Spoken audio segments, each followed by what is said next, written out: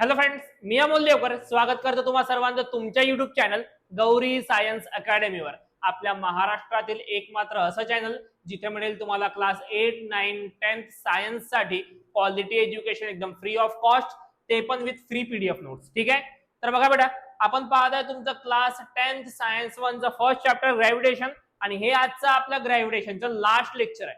बिलकुल मिस करायचं नाही. ज्यांनी अगोदरचे लेक्चर्स पाहिले नसतील त्यांनी अगोदर लेक्चर्स पाहून घ्या आणि नंतर या लेक्चरवर आहे. नाही तर माझ्या नावानं बोमलसाल की मास्तरनं काय शिकवलं काही समजलं नाही. याच्यामध्ये खूप सारे बेसिक टर्म्स यूज होणार आहे आपले, जे आपण अगोदर घेतलेले आहेत. ठीक आहे, तर बघा बेटा, सर्वात अगोदर पाहायचं आपल्याला ग्रॅव्हिटेशनल पोटेन्शियल एनर्जी. आजच्या लेक्चरमध्ये काय असते ग्रॅव्हिटेशनल पोटेन्शियल एनर्जी, वाचत घेत आहे बघा किंवा अगोदर समजून घ्या.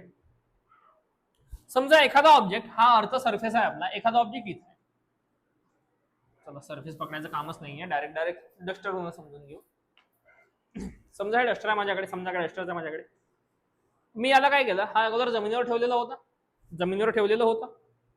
याला उचलण्यासाठी मला काहीतरी फोर्स लावावा लागला. आता एक गोष्ट समजून घ्या, मी जसं जसं याला वर नेत आहे, अर्थ याला खाली ओढायचा प्रयत्न करत आहे. म्हणजे याच्यामध्ये एका स्पेसिफिक टाईपची एनर्जी स्टोअर होते. का बरं? मी समजा थोडंसं वर नेलं, इथून सोडून दिलं, एकदम लवकर खाली गेला, इथं एवढं वर नेलं, थोडं सोडून दिलं, जास्त एनर्जी स्टोअर झाली होती का नाही? आता एवढं वर नेलं, आता सोडलं, जास्त वर नेल्यानंतर जास्त एनर्जी स्टोअर होईल ना. म्हणजे जेवढ्या वरून मी याला खाली सोडेल, फेकेल नाही, सोडेल, हा तेवढ्या स्पीडने खाली येईल. जास्त स्पीड म्हणजे जास्त एनर्जी. मग हे समजून घ्या, जर मी एखाद्या ऑब्जेक्टला अर्थच्या ग्रॅव्हिटेशनल फोर्सच्या अगेन्स्ट ओढत आहे, ग्रॅव्हिटेशनल फोर्स म्हणते याला खाली आण बाबू, मी म्हणतो नाही मला वर न्यायचं आहे का हो, ठीक आहे, तर त्यावेळेस त्या ग्रॅव्हिटेशनल फोर्सच्या अपोजिट गेल्यामुळे त्याच्यामध्ये जी एनर्जी स्टोअर होते त्याच एनर्जीला म्हणतो आपण ग्रॅव्हिटेशनल पोटेन्शियल एनर्जी. लक्ष द्या, when you lift an object up you do work against gravity. जेव्हा तुम्ही एखाद्या ऑब्जेक्टला वर उचलता, तुम्ही ग्रॅव्हिटीच्या अपोजिट वर्क करता. This work gets stored in the object as gravitational potential energy. आता हे जे तुम्ही वर्क केलं ना, वर्क म्हणजे फोर्स इंटू डिस्प्लेसमेंट, हे जे तुम्ही वर्क केलं, अरे हा हे समजून घ्या अगोदर, वर्क डन काय असतं, फोर्स इंटू डिस्प्लेसमेंट. तुम्ही ऑब्जेक्टला वर नेलं, वर नेताना फोर्स लावला, आणि फोर्स लावल्यामुळे त्याचं काय नाही, डिस्प्लेसमेंट झालं, म्हणजे ऑब्जेक्ट मध्ये काय झालं, वर्क झालं. आता इथे या ऑब्जेक्ट मध्ये हे जे वर्क झालं ना, हे वर्क जे आहे, हे वर्कच त्या ऑब्जेक्ट मध्ये स्टोअर होते as a gravitational potential energy. ठीक आहे, समोर बघा, the higher you lift it, जेवढं वर तुम्ही त्या ऑब्जेक्टला उचलसाल, मोर एनर्जी इट स्टोअर्स, त्याच्यामध्ये तेवढी जास्त एनर्जी स्टोअर होईल. आज समजा छोटी हाईट पर्यंत उचललं, 5 मीटर, 10 मीटर, 15 मीटर, 20 मीटर, तर त्यावेळेस आपण ग्रॅव्हिटेशनल पोटेन्शियल एनर्जीसाठी हा बेसिक फॉर्म्युला वापरतो. कोणता बोला? mgh. M for mass of object, g for acceleration due to gravity, आणि एच किती हाईटवर उचललाय, 5 मीटर, 10 मीटर, 15 मीटर, हे लक्षात ठेवाल. ठीक आहे, नॉर्मल हाईट साठी ग्रॅव्हिटेशनल पोटेन्शियल एनर्जीचा फॉर्म्युला काय बेटा? mgh. पण तेच आता तुम्ही थोडं जास्त वर उचललं, बघा इकडे, this works well near the earth surface. आता तो जो फॉर्म्युला होता mgh, तो फॉर्म्युला अर्थ सरफेस जवळ चांगला काम करतो. As we go far from the earth, तुम्ही जसे जसे अर्थ पासून वर जासाल, जास्त दूर जासाल, the gravity becomes weaker, gravity कच्ची होत जाते. ग्रॅव्हिटी जी राहते ती कशी होत जाते बेटा? कच्ची, कमी होत जाते. जेवढे दूर गेले ग्रॅव्हिटेशनल फोर्स काय झाला? कमी झाला. का बरं कमी झाला?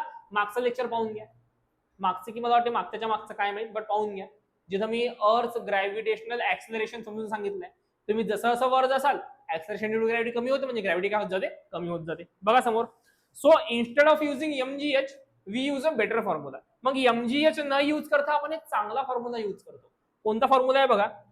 Gravitational potential energy equal to minus G for universal gravitational constant, M for काय होते? एम फॉर बोला पटकन, mass of earth, small m म्हणजे mass of object, upon R म्हणजे radius of earth, plus h म्हणजे काय की तुम्ही अर्थच्या सरफेस पासून त्या ऑब्जेक्टला किती हाईट वर नेला, हाईट ऑफ ऑब्जेक्ट. म्हणजे असं पकडून घ्या, हे अर्थ आहे, ऑब्जेक्ट इथं आहे, ही झाली एवढी अर्थची रेडियस आर, आणि हा एवढा ऑब्जेक्ट वर आहे एच, मग टोटल डिस्टन्स सेंटर पासून किती झालं बेटा आर प्लस एच. लक्षात राहील. हा आहे तुमचा ग्रॅव्हिटेशनल पोटेन्शियल एनर्जीचा फॉर्म्युला. इथं मायनस साईन का बरं आला सर? ऐका, मायनस साईनचं कारण हे आहे, ग्रॅव्हिटीचं म्हणणं आहे ऑब्जेक्टला खाली आण, तुम्ही ऑब्जेक्टला वर नेत आहे, म्हणजे ग्रॅव्हिटीच्या अपोजिट डायरेक्शन मध्ये नेत आहे ना. तर हे मायनस साईन काय इंडिकेट करते की ही जी एनर्जी स्टोअर होत आहे ही तुमच्या ग्रॅव्हिटीच्या अपोजिट स्टोअर होत आहे. तुमच्या फोर्सच्या कशी आहे बेटा ही अपोजिट स्टोअर होते, म्हणजे जेव्हा तुम्ही सोडसाल ऑब्जेक्ट परत कुठे येईल खाली येईल, अपोजिट डायरेक्शनला येईल, तुमच्या अपोजिट डायरेक्शन. तुमच्या म्हणजे तुम्ही वर नेत आहे ऑब्जेक्ट खाली चालला येईल. लक्षात राहिलं? ठीक आहे, चला स्क्रीनशॉट घेऊन घ्या पटकन. 3, 2, 1 घेतला बेटा. Okay done. बघा समोर ही नोट लक्षात ठेवसाल. At infinite distance gravitational potential energy becomes 0. जर समजा मी एखाद्या ऑब्जेक्टला खूप दूर घेऊन गेलो, एकदम चंद्रापर्यंत नाही रे, चंद्राच्या दूर, समजा ऍस्ट्रॉइड बेल्ट पर्यंत, सूर्यापर्यंत घेऊन गेलो, तर त्या केसमध्ये ग्रॅव्हिटेशनल पोटेन्शियल एनर्जी किती होऊन जाईल? त्यासाठी अर्थची 0 होऊन जाईल. ठीक आहे. मोस्ट आयएमपी टॉपिक, केअरफुली बघा. एस्केप व्हेलॉसिटी काय असते ऐका आता. समजा मी हा चॉक घेतला, चॉकनी डस्टरच घेऊ आपण, डस्टर फेकत मजा येते. समजा मी हे डस्टर घेतलं आणि जोरात फेकला, 10-15 मीटर वर जाईल, खाली पडून जाईल. आणखी जोरात फेकला, 20 मीटर वर जाईल, आणखी परत खाली पडून जाईल. अजून जोरात फेकला, 1 किलोमीटर वर जाईल, आणखी परत खाली पडून जाईल. मग आता बघा, समजा मी म्हटलं बेटा की ही आपली अर्थ आहे आणि इथपर्यंत अर्थचा ग्रॅव्हिटेशनल फील्ड वर्क करत आहे, म्हणजे ऑब्जेक्ट जर इथंही आहे इथं, तर ग्रॅव्हिटी त्या ऑब्जेक्टला खाली उडून घेईल. पण एक वेळा ऑब्जेक्ट जर इथं पोहोचला, ग्रॅव्हिटेशनल फील्डच्या बाहेर पोहोचला, तर अर्थ त्याला खाली उडू शकत नाही, कारण अर्थ फक्त इथूनच खाली उडू शकते. याला उडेल का इथून? नाही उडणार. मी ऑब्जेक्ट फेकला, ऑब्जेक्ट इथपर्यंत जाईल, खाली येऊन जाईल. का बरं खाली येईल? कारण आता ग्रॅव्हिटी खाली उडते. मग मला त्याला खूप जोरात फेकावं लागेल ना, एवढ्या जोरात की तो एकदम या ग्रॅव्हिटेशनल फील्डच्या पुढे निघून गेला पाहिजे. मिनिंग समजला का? जर तुम्ही हळूहळू फेकत आहे तर ऑब्जेक्ट इथं जाईल वापस येईल, इथं जाईल वापस येईल, इथं जाईल वापस येईल. एवढ्या जोरात फेकायचं की तो अर्थच्या ग्रॅव्हिटेशनल फील्डच्या बाहेर निघाला पाहिजे.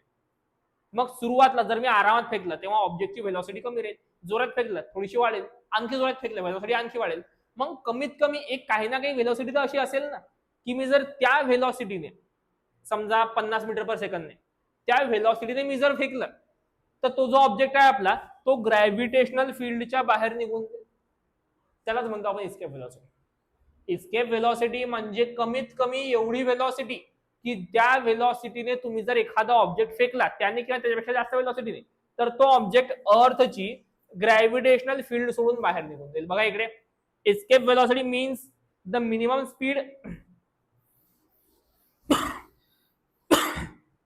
बघा, escape velocity means the minimum speed an object needs to break free from a planet's gravity and go to space without falling back. कमीत कमी तेवढी स्पीड, ज्या स्पीडने तुम्ही जर तो ऑब्जेक्ट फेकला तर तो ऑब्जेक्ट अर्थची ग्रॅव्हिटेशनल फील्ड सोडून स्पेस मध्ये निघून जाईल. मीनिंग समजला? बघा समोर. In simple words, if you throw something upward it usually comes back down due to gravity. जर तुम्ही एखाद्या गोष्ट वर फेकली तर ती अर्थच्या ग्रॅव्हिटीमुळे खाली येते. But if you throw it with escape velocity or more, पण तुम्ही त्या ऑब्जेक्टला जर इस्केप व्हेलॉसिटीची एवढ्या व्हेलॉसिटीने किंवा त्याच्यापेक्षा जास्त व्हेलॉसिटीने फेकलं, इट विल नेव्हर रिटर्न. ते कधीच परत नाही येणार, ती स्पेसमध्ये निघून जाईल. ठीक आहे. It keeps going away from the planet. ती प्लॅनेटच्या नेहमी दूर जाईल. म्हणजे एखादी गोष्ट जर तुम्हाला खूप दूर पाठवायची आहे, प्लॅनेटच्या दूर पाठवायची आहे, तर त्याला इस्केप व्हेलॉसिटीपेक्षा जास्त व्हेलॉसिटीने किंवा कमीत कमी इस्केप व्हेलॉसिटीने तरी फेकायचं. ठीक आहे. तिच्या आठवणी इस्केप व्हेलॉसिटीने फेका, प्लॅनेटच्या बाहेर निघून जातील.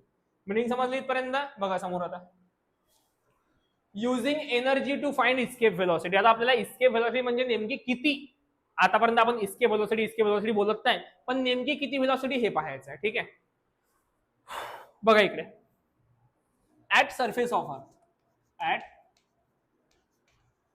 सरफेस ऑफ अर्थ, अर्थच्या सरफेसवर. ठीक आहे. केअरफुली ऐका. अरे हा एक मिनिट थांबा, अगोदर याचा स्क्रीनशॉट घेऊन घ्या पटकन. 3, 2, 1 थांबा, मी ते इरेज पण करून टाकतो म्हणजे तुम्हाला थोडं इझी जाईल.